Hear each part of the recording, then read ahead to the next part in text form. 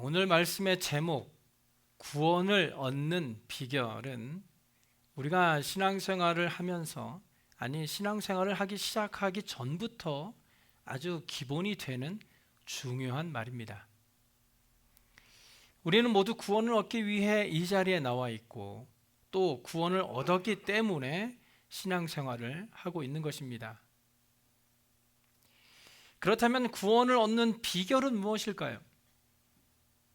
우리가 다 잘 아는 대로 구원을 얻는 비결은 믿는 것입니다. 구원은 오직 믿음을 통해서만 얻을 수 있는데요, 아직도 많은 사람들이 이 단순한 진리를 믿지 못해서 구원받지 못하고 있는 것입니다. 사실은 아직도 구원을 얻지 못한 사람들도 이 진리는 알고 있습니다. 그런데 그들이 믿지 못하는 이유는 그 답을 몰라서가 아니라 제대로 듣지 못했기 때문입니다. 우리는 복음을 전할 때 이렇게 말하죠. 예수 믿고 구원 받으세요. 이 말이 아주 단순한 것 같지만 사실은 복음을 함축해 놓은 말이고, 그렇기 때문에 이 진리의 말이 우리의 생활에서 우리의 입술을 통해 나오지 않는다면 우리의 영적인 신앙의 상태는 병들어 있다고 말할 수도 있습니다. 왜냐하면 이 복음을 외치는 것이 예수님의 명령이고 모든 그리스도인들이 반드시 해야만 하는 의무이기 때문입니다. 그런데 예수 믿고 구원 받으라 라는 이 말이 가장 잘 통하는 때가 언제인지 아십니까? 바로 죽음 직전이죠. 죽음을 앞둔 사람에게 예수 믿고 구원 받으세요 라는 말을 전하면 물론 끝까지 받아들이지 않는 사람들도 몇은 있습니다. 하지만 보통의 대부분의 사람들은 복음을 받아들이게 됩니다. 이렇듯 죽음이란 모든 사람들에게 가장 두려운 사건이면서 동시에 인생에 있어서 가장 큰 사건이라고 할 수 있습니다. 하지만 사실 이 죽음이라는 것은 종교적인 사건이라고도 할 수 있습니다. 왜냐하면 이 죽음이라는 관문을 통과하고 나서야 완전한 구원을 얻을 수 있기 때문입니다. 우리는 이 슬프고 불행한 죽음의 사건을 통해서 하나님의 구원의 진리를 경험할 수 있게 됩니다. 우리는 죽음을 통하여 모든 질병으로부터 완전한 구원을 받게 됩니다. 또한 죽음을 통하여 죄로부터도 완전한 구원을 얻게 되죠. 그리고 죽음은 사탄의 유혹으로부터도 해방시켜 줍니다. 그렇기 때문에 우리는 죽음을 통해서 완전한 구원을 얻을 수 있게 되는 것입니다. 특별히 오늘 본문에서 사도 바울은요, 구원을 얻는 비결에 대해서 3가지로 말씀해 주고 있는데요, 그 첫 번째는 마음으로 믿으라는 것입니다. 본문 9절에 내가 만일 내 입으로 예수를 주로 시인하며 또 하나님께서 그를 죽은 자 가운데서 살리신 것을 내 마음에 믿으면 구원을 받으리라. 여기 보시면 구원을 얻는 비결은 내 마음에 믿으면 구원을 받는다라고 바울이 말하고 있는데요, 마음으로 믿는다는 것은 무엇입니까? 우리가 흔히 내가 믿는다라고 할 때 내 마음으로 가지는 어떤 결심, 즉 주님, 내가 이제는 주님을 믿습니다.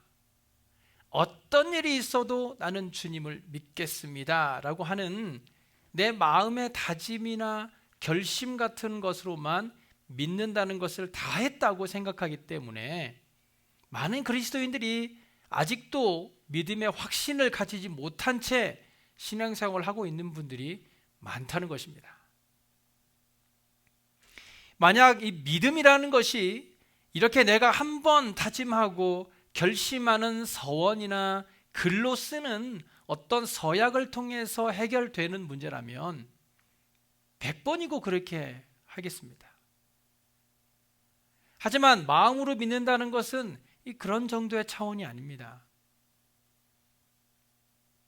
우리는 먼저 무엇을 믿느냐 하는 것부터 알아야 합니다. 본문 9절을 다시 볼까요?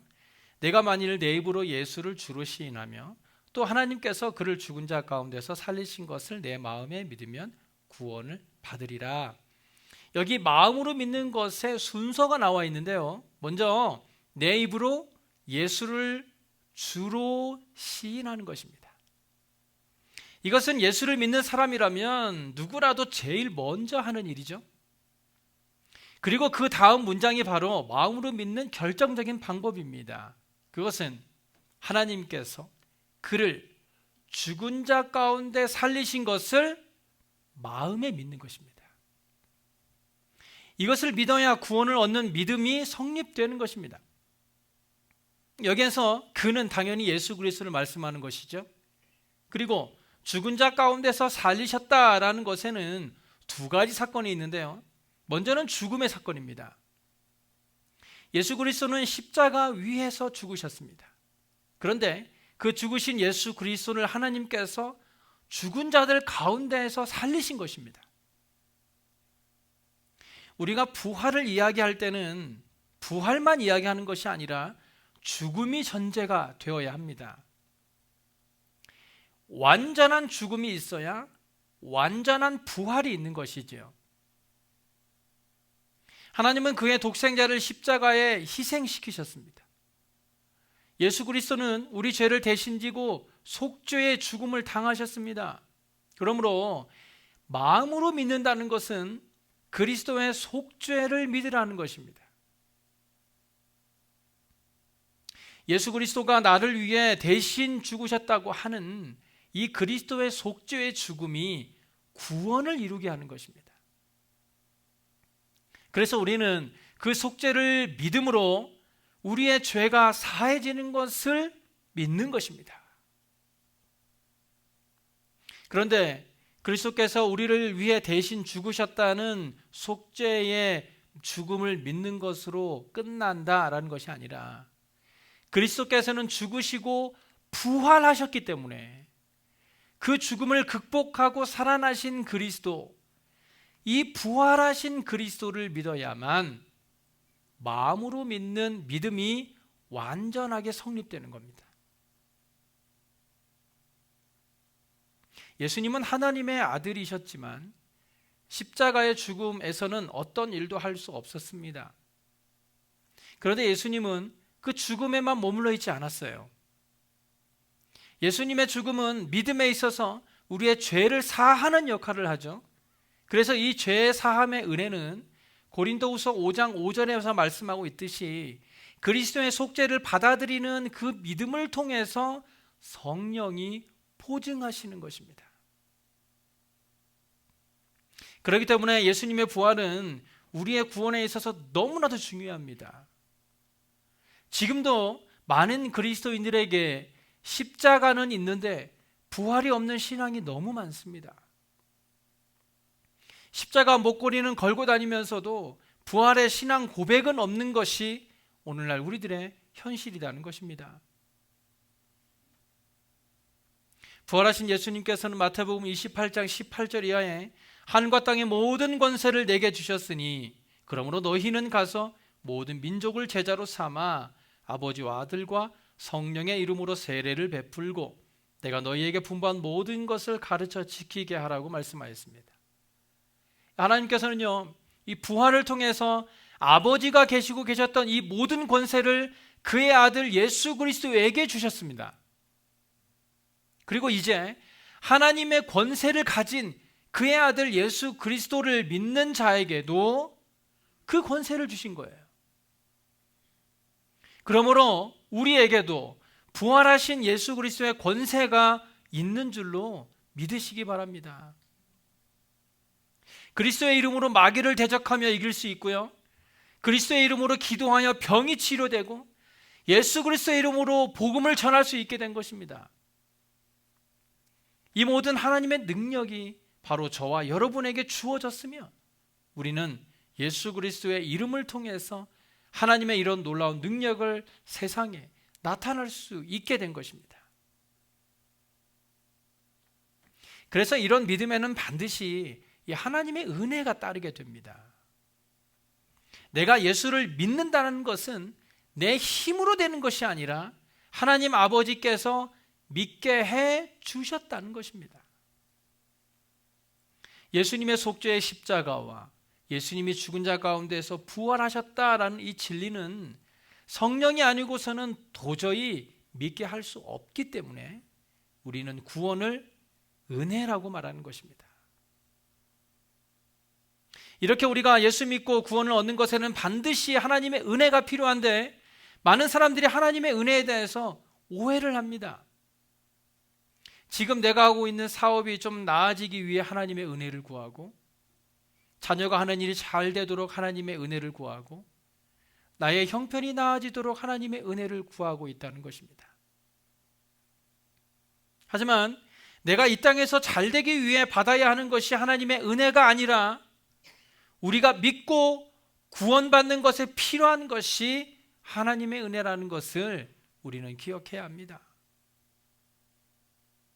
그렇기 때문에 내가 마음으로 믿는다라고 할 때 우리는 이 결심을 단순한 그저 결심으로 하면 안 됩니다. 이 결심은요, 내가 예수를 주로 고백하는 것이고, 내가 예수를 주로 고백했다라는 것은 나의 삶의 주인이 예수님이 되었다는 것이기 때문에 이제는 나의 삶도 내 마음대로 살 수 없고 모든 일을 하나님께서 원하시는 방향대로 순종하며 살아가야 한다라는 것이기 때문에 마음으로 믿는다는 것은 너무나도 중요한 고백이 되는 것이죠. 구원을 얻는 비결 두 번째는요, 입으로 시인하라는 것입니다. 본문 10절에 사람이 마음으로 믿어 의에 이르고 입으로 시인하여 구원에 이른다고 말씀합니다. 여기에 입으로 시인한다는 말을 9절에서는요, 내 입으로 예수를 주로 시인하라고 했습니다. 즉 우리는 각자의 입으로 예수를 시인해야 한다는 것입니다. 다시 말씀드려서 자기 고백을 가지라는 것이죠. 누가 대신 고백해 주지 않습니다. 누가 대신 천국에 가주지 않는다는 거예요. 신앙은 내 거예요. 나의 고백이 있어야 한다는 것입니다. 그렇다면 입으로 시인한다는 것은 마음으로 믿는다는 것과 어떤 관계가 있을까? 여러분, 입으로 시인하는 것과 마음으로 믿는 것 중에 어느 것이 더 쉬울까요? 대한민국 남자들이 가장 어려운 말 중에 하나가 바로 사랑한다라는 말일 것입니다. 대부분의 남편들은 아내에게 사랑한다라는 말을 잘 못하죠. 하지만 말을 하지 않는다고 해서 사랑하지 않는 것은 아니죠. 어떤 남편이건 다 아내를 사랑하는 마음을 가지고 있지만 그것을 말로 표현하는 것은 어렵습니다. 그래서 남편들이 주로 하는 말이 사랑을 꼭 말로 표현해야 하느냐라는 것이죠. 우리의 신앙 고백도 똑같습니다. 믿는다는 것을 마음으로는 가지고는 있지만 그것을 입으로 시인하는 것은 잘 안 되는 경우가 허다합니다. 아마도 그런 분들도 이렇게 말씀하시겠죠. 믿음을 꼭 말로 표현해야 하느냐? 하지만 본문 10절에 이렇게 말씀합니다. 사람이 마음으로 믿어 의에 이르고 입으로 시인하여 구원에 이르느니라. 여기에 의는 하나님과의 관계를 말합니다.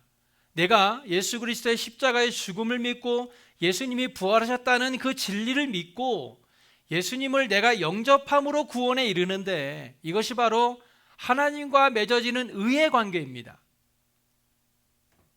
죄인이 하나님의 자녀가 되려면 그리스도의 속죄와 부활을 마음으로 믿어야 합니다. 이것을 받아들이고 나면 우리를 거듭나게 하셔서 하나님의 자녀의 인을 치시는 성령의 이 역사는 주님의 십자가의 복음과 부활의 복음을 믿는 자들에게만 일어나는 일이죠. 하지만 이것으로만 다 되는 것이 아니라 입으로 시인하는 것이 있어야 된다는 것이죠. 마음으로 믿는 것은 하나님과의 관계를 이야기한다면 입으로 시인하는 것은 사람과의 관계를 말합니다. 대통령이 당선이 되고 나면 모든 국민이 보는 앞에 그 사람이 대통령이 되었다라는 것을 발표를 하게 되죠. 그리고 선서를 하게 됩니다. 우리가 입으로 시인한다는 것은 바로 그런 것입니다. 우리의 구원은 마음으로 믿는 믿음으로 성립되지만 그 믿음이 확신과 능력을 발휘하려면 사람들 앞에 시인해야만 그 믿는 진리가 확신의 자리로 나아갈 수 있는 것입니다. 마음으로 믿었으니 입으로 시인하는 것은 이제 내가 완전한 그리스도인이 되었다고 하는 선언이 되는 것입니다. 여기 계신 남편분들은 다 아내를 사랑하십니까? 그렇다면 사랑한다고 고백하시기 바랍니다. 영혼이 하나도 없이 사랑한다라고 고백하시는 분이 계시는데 마찬가지로 우리가 예수 그리스도를 믿었다면 이제 우리 입술로 그 믿음을 말해야 합니다. 내가 예수 믿고 구원함을 얻었다는 것을 많은 사람들 앞에 시인해야 합니다. 그 시인하는 우리의 입술을 통해서 마음으로 믿는 우리의 믿음이 확정되어서 구원함을 얻는 믿음으로 세워져 가는 것입니다. 마지막 세 번째로 구원을 얻는 비결은 누구든지 주의 이름을 부르는 자는 구원을 얻는다는 것입니다. 본문 13절에 누구든지 주의 이름을 부르는 자는 구원을 받으리라고 말씀합니다. 이 말씀은 12절까지의 결론이자 이제 14절부터 하시는 하나님의 말씀의 서론이라고 할 수 있습니다. 누구든지 주의 이름을 부르는 자는 구원을 얻는데 여기 필요한 것들이 14절부터 나오죠. 보세요. 먼저 그런즉 그들이 믿지 아니하는 이를 어찌 부르리요? 듣지도 못한 이를 어찌 믿으리요? 전파하는 자가 없이 어찌 들으리요라고 말합니다. 즉 전파하는 사람이 없으면 믿어지지도 않는다는 것입니다. 다시 말씀드려서 우리가 복음을 전하는 일이 있어야 믿는 일도 일어난다는 것입니다. 그러므로 우리는 열매가 없어도 전도해야 합니다. 우리가 길거리 전도에 나가서 아무 열매도 없이 돌아올 때 시간 낭비만 하는 것 같아서 실망하기도 하겠지만 그래도 우리는 복음을 전파해야 합니다. 우리가 복음을 전파하지 않는데 누가 복음을 듣고 믿을 수 있겠습니까? 하나님의 구원은 전파하는 이가 있어야 일어납니다. 그렇기 때문에 우리는 듣는 이가 없는 것 같아도 복음을 외쳐야 하는 것입니다. 우리가 전도하러 나가는 그 작은 행함으로 인하여 반드시 믿지 않는 자들이 돌아오는 역사가 일어날 줄로 믿습니다. 그래서 14절에서는요, 듣지도 못한 일을 어찌 믿겠느냐고 반문하고 있는 것 아닙니까? 듣는 것은 매우 중요합니다. 모든 것은 들음에서 시작되기 때문에 우리가 복음을 전해서 믿지 않는 자들이 복음을 듣게 하는 것도 중요하고 또 우리도 할 수만 있으면 하나님의 말씀을 들어야 합니다. 왜냐하면 17절에 믿음은 들음에서 나며 들음은 그리스도의 말씀으로 말미암는다고 분명하게 말씀하고 있기 때문입니다. 예수 믿는 우리들에게 가장 큰 고민이 있다면 기도가 되지 않는다는 것과 하나님의 말씀이 들려지지 않는다는 것일 겁니다. 똑같은 말씀이라도 그 말씀이 어떤 사람에게는 회개하고 하나님께로 돌아오는 은혜의 말씀이 되기도 하고 또 어떤 사람에게는 오히려 시험거리가 되는 말씀이 되기도 합니다. 그렇기 때문에 하나님의 말씀이 하나님의 말씀으로 들려진다는 것이 우리들에게 있어서 얼마나 큰 은혜인지 깨달아야 하는 것입니다. 요즘 덴버에 오후가 되면 소나기가 많이 내리고 있죠. 그렇게 쏟아지는 빗 속에서도 그 빗물을 담기 위해서는 뚜껑을 열어두어야 합니다. 아무리 많은 비가 쏟아져도 뚜껑이 닫혀 있으면 그 안에 한 방울의 비도 담을 수 없습니다. 마찬가지로 하나님의 말씀의 비가 내릴 때 마음이 굳게 닫힌 사람에게는 한 방울의 하나님의 은혜도 채워지지 않는다는 것을, 같은 자리에 앉아 있으면서도 하나님의 은혜를 경험하지 못한다는 것이니 정말 안타까운 일이라고 할 수 있을 것입니다. 본문 15절에서 말씀하고 있듯이 우리는 좋은 소식을 전하는 아름다운 발을 가진 사람들입니다.